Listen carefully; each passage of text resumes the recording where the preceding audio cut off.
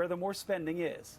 Back to you. Edward Lawrence, thank you so much. Let's welcome to the show from House Judiciary. He's Congressman Jeff Van Drew. Congressman, it's good to see you. Okay, Congressman, can you... Great to see you. It's good to have you back on. Can you explain this story to us? We've got far-left Democrats attacking the president for vetoing a bill that would basically stop D.C.'s week on crime legislation.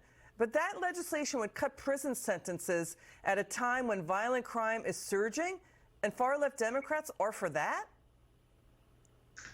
Just when you think you've seen everything, something else comes across. So just think about this whole picture. Number one, how could you be for that? How could you be supporting a bill that would make it easier for violent criminals to get out of prison or not even go into prison at all after they've done their really horrible misdeeds?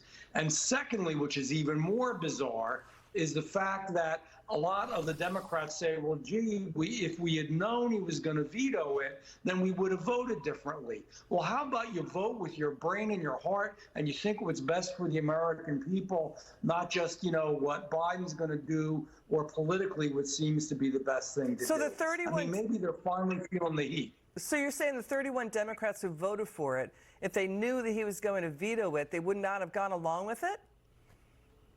Some of them absolutely would not have gone along with it. Some of them would have. Some of them are just dyed-in-the-wool, radical, left, extreme. But, even those folks that are moderate, a lot of people that were moderate, look at their voting record last year. Look at their voting record the year before. Look at the things they've really done and the things they've really supported. So let me just understand this.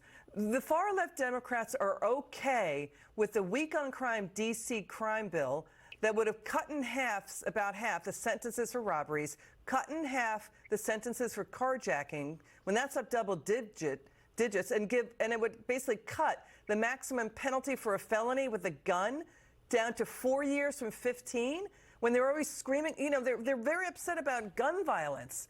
And that's what the far-left Democrats want? I mean, this is so off the rails and out of touch with America.